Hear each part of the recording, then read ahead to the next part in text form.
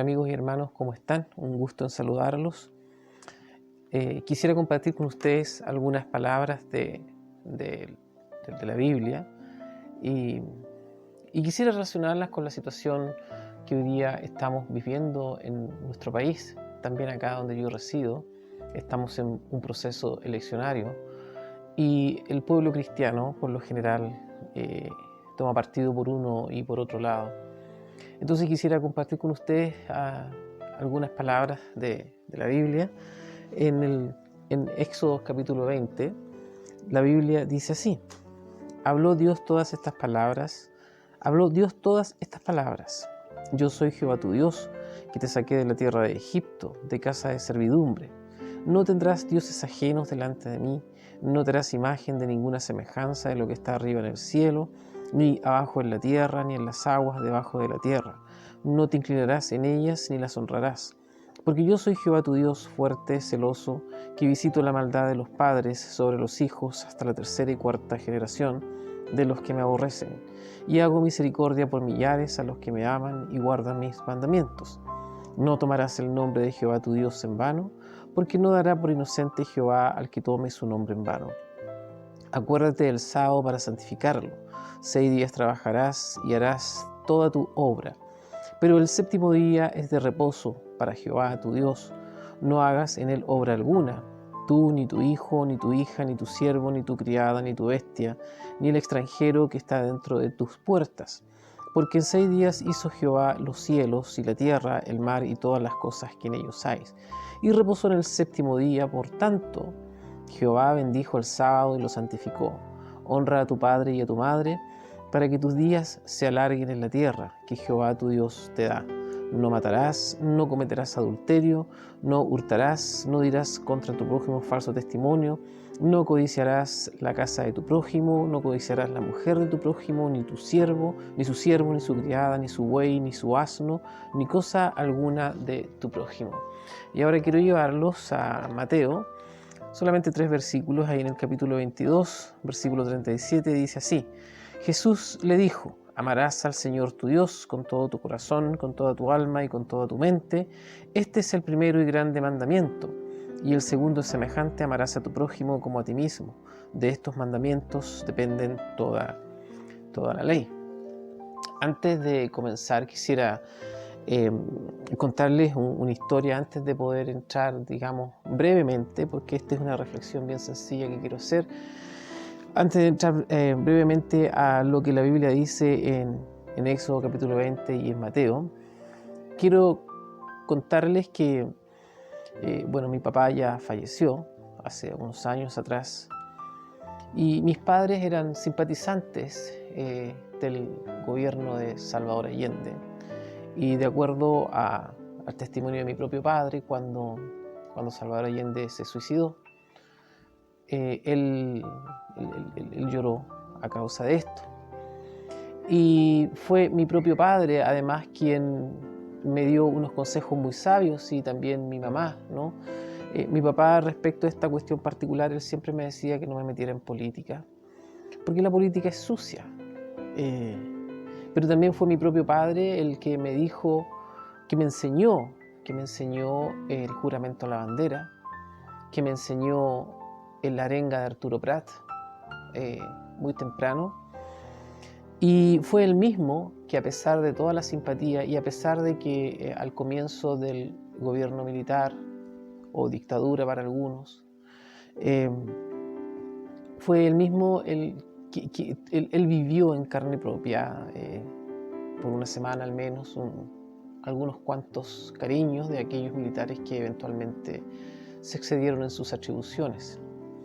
Entonces fue mi propio padre el que me enseñó, reitero, el juramento a la bandera, fue el que me enseñó la arenga de Arturo Prat, fue una persona que simpatizaba con el gobierno de Salvador Allende, pero fue él mismo el que me dijo que, de no haber sido por Pinochet, que ha venido a ser la consecuencia, ¿no es cierto?, de Salvador Allende, porque para que existiera uno debió existir el otro antes, fue el mismo Pinochet, fue mi propio padre el que me dijo que, de no ser por Pinochet, Chile estaría como Cuba.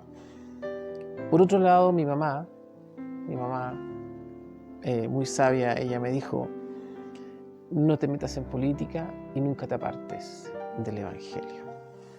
El primero de los consejos lo desoí y por un tiempo participé de la política, llegué incluso a inscribirme en el Partido Socialista, cosa de lo que yo hasta la fecha me arrepiento. Y el segundo consejo lo seguí más o menos, he procurado seguirlo hasta la fecha, ¿no? Que es: no te apartes del Evangelio. Confieso que eventualmente las personas pueden estar sinceramente equivocadas y estar de un lado o del otro. Pero si hay algo que uno aprende con los años que da, con la tranquilidad, ¿no? Con la mesura, con la serenidad que dan los años, si hay algo que uno aprende, es que nosotros los cristianos, los hijos de Dios, no somos ni de derecha ni de izquierda, y no somos ni de derecha ni de izquierda porque la política que nosotros proclamamos es la política del reino. Nosotros nos limitamos como hijos de Dios a exponer los hechos tal y como están, pero no tomamos partido por uno o por otro lado, lo que no significa que no tengamos una opinión respecto a estas cuestiones que son tan importantes y que tienen que ver con nuestra ciudadanía terrenal. No olviden ustedes que Jesús dijo: al César lo que es del César, significando con esto que los cristianos tenemos la obligación de participar en los procesos seleccionarios, tenemos la obligación de pagar nuestros impuestos, de hacer el servicio militar, de cumplir con las leyes, porque al César se le debe dar lo que es del César. Eso es lo que quiso significar Jesús. Por lo tanto, el ser cristiano evangélico, el ser cristiano protestante no inhibe, no anula nuestra responsabilidad ciudadana. Entonces uno se limita a exponer los hechos, ¿no? Uno se limita a clarificar, a mostrar las cosas como están. Uno no puede tomar partido por derecha o por izquierda. Sin embargo, en el fuero íntimo uno puede tener una opinión y eso es absolutamente válido. Ya sabemos que el descalabro que vive nuestro país hoy día se debe a que un sector de la clase política no ha sabido defender lo que con tantos años se ha construido. Y sabemos que otro sector está por destruirlo todo, por cambiarlo todo, por refundarlo todo, por deconstruirlo todo. Incluso las iglesias, no olviden ustedes que en octubre o el año pasado, 2019, 60 iglesias fueron quemadas, vandalizadas, incendiadas. Entonces, uno no toma partido ni por derecha ni por izquierda, porque uno, como hijo de Dios, como hija de Dios, uno es eso, uno es cristiano, ¿verdad? Uno es ciudadano del reino. Uno promueve las políticas del reino. Entonces, cuando uno participa de las votaciones, uno ni siquiera está pensando en los principios que nos representan más, porque no existe político, no existe clase política, no existe partido político capaz de representar los principios del reino. Por lo tanto, cuando uno vota y lo hace en conciencia como ciudadano, porque es nuestra responsabilidad, tenemos que hacerlo, uno lo hace pensando en cómo yo podré desarrollar mejor la política del reino. En qué contexto yo voy a poder desenvolverme mejor como hijo de Dios, como iglesia, como comunidad, en forma corporativa. Y es así que nos encontramos con que en la Biblia no existe una orden expresa para que nosotros nos inmiscuyamos en política. Sí existe claridad respecto a que tenemos que participar como ciudadanos que somos de un país o de otro. Dios nunca nos llamó a formar un partido político, Dios nunca nos llamó a hacer política partidista, más allá de que alguien legítimamente tenga la vocación de poder entrar a la arena política. Desafortunadamente tiene que saber que nosotros los cristianos vivimos en una constante tensión, sea en política o no, pero vivimos en una constante tensión y desgraciadamente hoy día las condiciones en nuestro país no están para que los cristianos participen mayormente de la política por una sencilla razón. El mejor escenario, entre comillas, para que un cristiano pueda participar de la política es que los políticos sean elegidos por 4 años, con una posibilidad de reelección por 3 y de ahí para la casa y no vuelve nunca más. Pero ese escenario no está dado. Por lo tanto, uno no es, reitero, de derecha ni de izquierda y uno está llamado a proclamar la política del reino y uno está llamado a exponer los hechos. No está llamado a llamar a votar por un lado o a votar por otro. ¿Por qué razón? Yo sé que es un poco larga la introducción, pero ¿por qué razón? Por la sencilla razón de que nosotros, los hijos de Dios, somos un pueblo distinto, somos una cultura distinta, tenemos una cosmovisión distinta. Nosotros no hablamos de justicia social, nosotros hablamos de justicia, la justicia del reino. Nosotros no hablamos, no hacemos obras sociales, nosotros predicamos el Evangelio y hacemos caridad. A nosotros no nos interesa promocionar una ideología o una línea política. A nosotros nos interesa proclamar el Evangelio y junto con ello la política del reino. Y es así como que así nos encontramos con el decálogo que en su tradición griega significa 10 palabras. Nos encontramos con estas palabras que son tremendamente importantes porque en la Biblia hay una importancia expresa cuando Dios entrega los 10 mandamientos. De hecho, parte diciendo el versículo 1 que habló Dios todas estas palabras, queriendo significar con esto que no habían intermediarios, no habían profetas, no habían jueces, no había quien revelar el mensaje de Dios, sino que Dios, para Él es tan importante, hermanos, tan importante el decálogo, que fue Él mismo el que habló y dio todas estas palabras. Y comienza diciendo, no voy a hablar de los 10 mandamientos todos, voy a hablar de algunas cosas puntuales a modo de reflexión.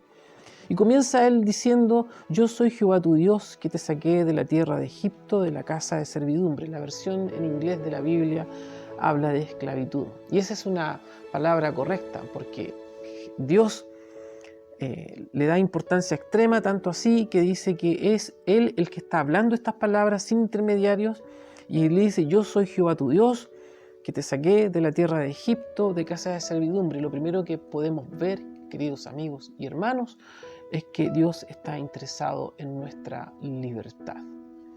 Y aunque la Biblia, en la Biblia se habla mucho de esclavitud, ¿no?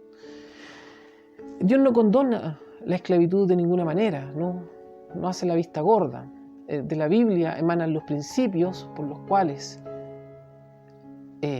Chile fue uno de los primeros países en el contexto latinoamericano que abolió la esclavitud. Y en otros países también, ¿no? Estas ideas, estos sentimientos, estos principios emanan de la Biblia. Entonces Dios, querido amigo, está interesado en que usted sea libre. Y de los versículos, podemos decir que desde el versículo 1 al 11, lo que Dios está diciendo, aparte de que a Él le interesa que usted sea libre, por eso lo dice, que te saqué de la tierra de Egipto, de la casa de servidumbre o de la esclavitud, literalmente.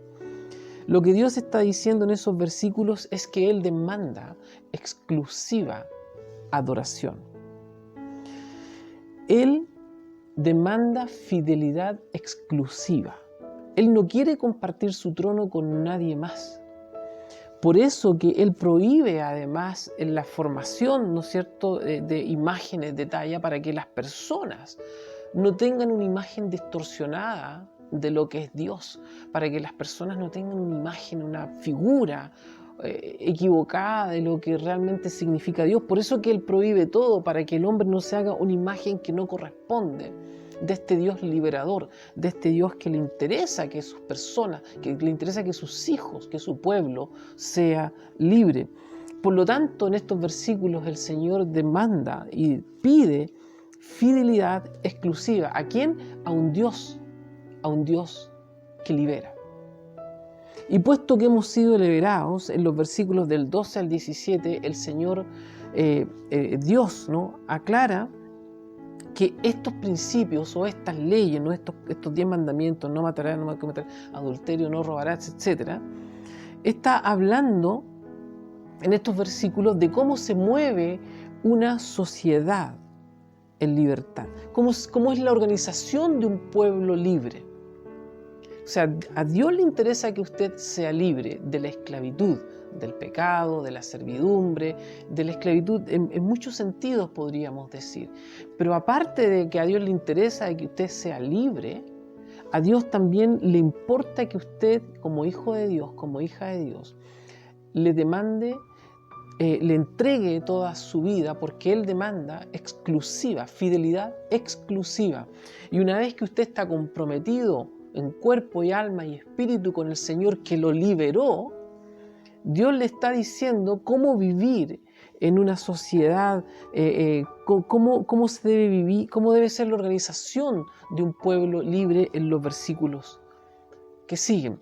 Ahora, los primeros versículos son tremendamente importantes para nosotros los hijos de Dios, hermano. No me quiero extender mucho, pero es importante que usted entienda lo que yo quiero decirle. Habló Dios todas estas palabras: yo soy Jehová tu Dios, que te saqué de la tierra de Egipto, de la casa de esclavitud. No tendrás dioses ajenos delante de mí. Exclusividad. No te harás imagen de ninguna semejanza de lo que está arriba en el cielo, ni lo que está abajo en la tierra, ni en las aguas debajo de la tierra, porque Dios no quiere que usted se haga una imagen del Dios creador, del Dios liberador, que no corresponde. Porque yo soy Jehová tu Dios, único, ¿no?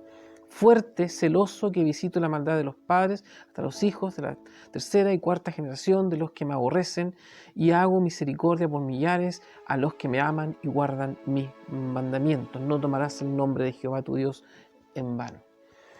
Por otro lado, tenemos que Jesús dice: amarás al Señor tu Dios con todo tu corazón, con toda tu alma y con toda tu mente. Este es el primero y grande mandamiento, y el segundo es semejante: amarás a tu prójimo como a ti mismo. De estos dos mandamientos dependen toda la ley y los profetas. Esto es de vital importancia que el pueblo de Dios lo entienda. Cuando comienza el desarrollo de esta fe monoteísta, Dios da unos preceptos que son el decálogo, ¿no es cierto?, en donde a Dios le importa que usted sea libre, porque lo deja claro desde el comienzo, en donde una vez que usted es libre, Dios quiere que su fidelidad hacia Él sea completa y absoluta, y luego nos dice cómo se debe vivir, cómo debe ser la organización de un pueblo libre. Por eso que podemos dividir los mandamientos en dos partes. Pero luego tenemos a Jesús en el Nuevo Testamento, en donde con claridad meridiana Él profundiza los decálogos, en donde con claridad meridiana Él nos da a entender que la exclusividad de Dios no solo tiene que ver con la no formación o la no construcción de ídolos, hechos de barro, de metal, de bronce, de lo que sea, sino que tiene que ver con la construcción de ídolos en nuestro corazón. Jesús va más allá aún. Afortunadamente nosotros podemos cumplir el decálogo, podemos cumplir con la ley en la persona de Jesús. Con razón Él murió y resucitó al tercer día. La vida y obra de Jesucristo es por nosotros. Se nos imputa, se nos aplica. ¿Ya? Entonces Jesús va más allá que el decálogo, va mucho más allá, porque era muy difícil además cumplir el decálogo, ¿no? Era complicado para el pueblo de Israel poder cumplirlo. Entonces luego viene Jesús y nos aclara como dije al comienzo, con claridad meridiana, que debemos amar a Dios con todo nuestro corazón, con toda nuestra alma y con toda nuestra mente, queriendo significar aquí con todo esto, queridos amigos y hermanos, no solo que es pecado construir imágenes de madera, porque eso genera una imagen, una figura que no corresponde de nuestro Señor, sino que Dios, Jesús en este caso, está interesado en lo que hay en su corazón. Y toda vez que nosotros construimos un ídolo en nuestro corazón, estamos faltando a los 10 mandamientos que Dios entregó a Moisés, a los mandamientos que Dios entregó Él por su propia voz. Llámese el ídolo, puede ser el ídolo del fútbol, puede ser el ídolo del juego, puede ser cualquier ídolo, cualquier ídolo. Amarás al Señor, con tu Dios, con todo tu corazón, con toda tu alma y con toda tu mente, exclusividad absoluta. Este es el primero y grande mandamiento, lo dice el Decálogo. Y el segundo es semejante: amarás a tu prójimo como a ti mismo. De estos dos mandamientos dependen toda la ley y los profetas. Hermanos, ¿sabe por qué me preocupa la situación que hoy día se vive en nuestro país? Y quiero contextualizar un poco. Porque como dije antes, nosotros los hijos de Dios no estamos llamados a llamar, no estamos llamados a invitarle a usted a votar por un apruebo o por un rechazo. A lo más nosotros exponemos los hechos que usted bien bien conoce.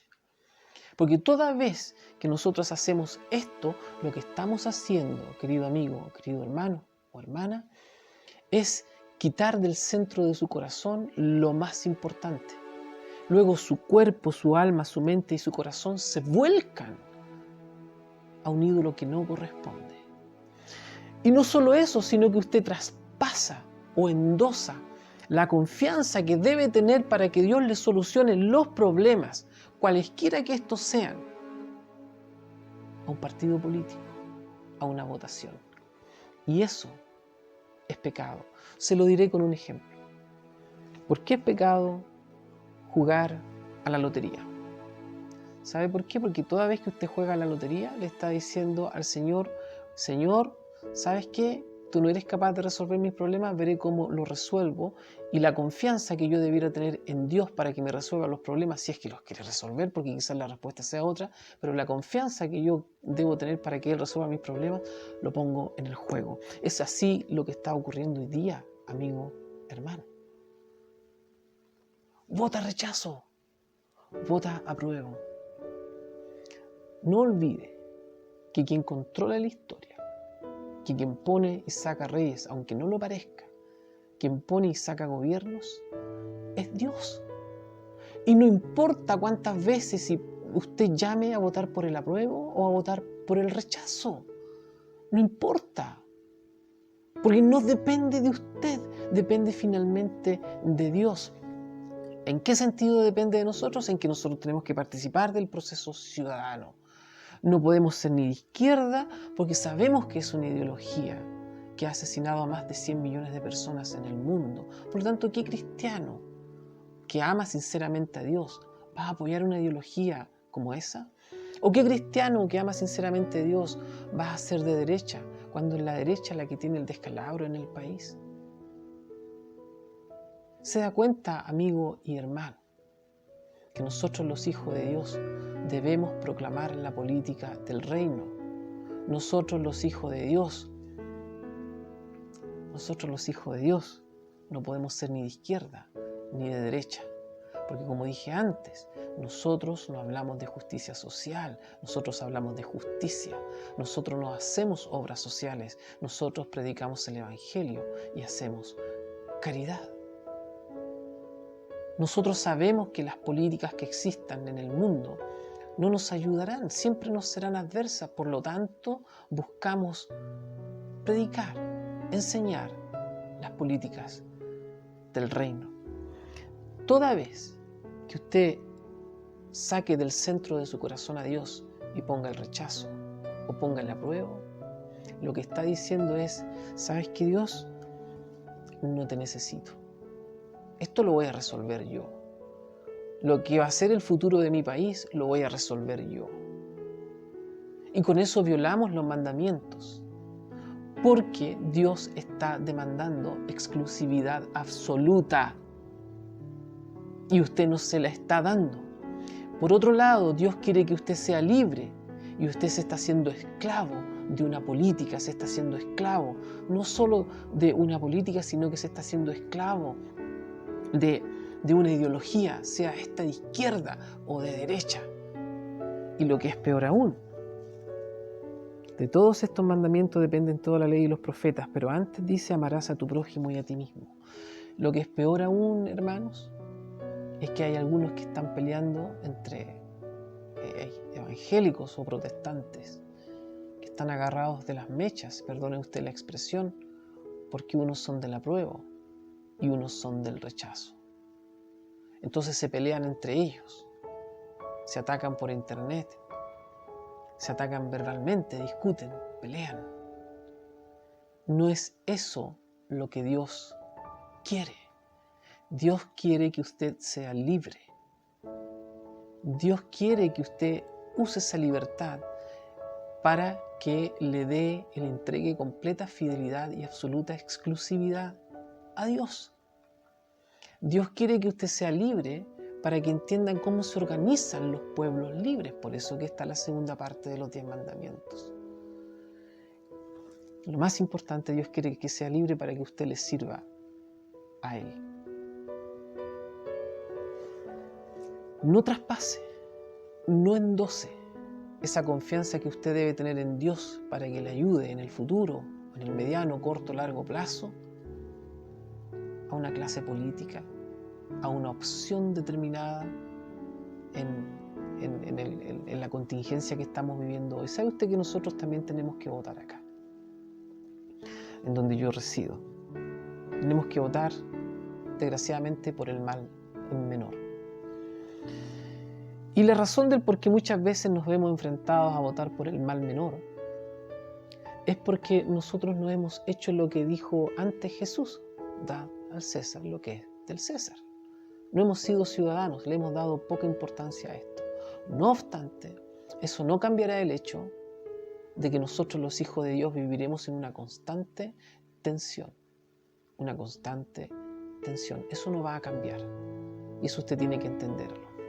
Hoy día veo con tristeza como unos se pelean por una opción y otros por otra opción. Es un distractor que está sacando del centro de su corazón a quien usted le debe todo: su vida, su familia, la casa que tiene, sea que ésta sea propia o la arriende, su iglesia, sus amigos. ¿Cuál es el centro de su corazón, amigo, hermano? ¿El apruebo, el rechazo o Dios? Amarás al Señor con todo tu corazón, con toda tu alma y con toda tu mente. Este es el primero y grande mandamiento, y el segundo es semejante: amarás a tu prójimo como a ti mismo. De estos dos mandamientos dependen toda la ley y los profetas. Que sea Dios el centro de su corazón y nadie más. Lo demás déjeselo a Dios. Sin embargo, debe usted cumplir como ciudadano que es de esta tierra. No olvide, no lo olvide.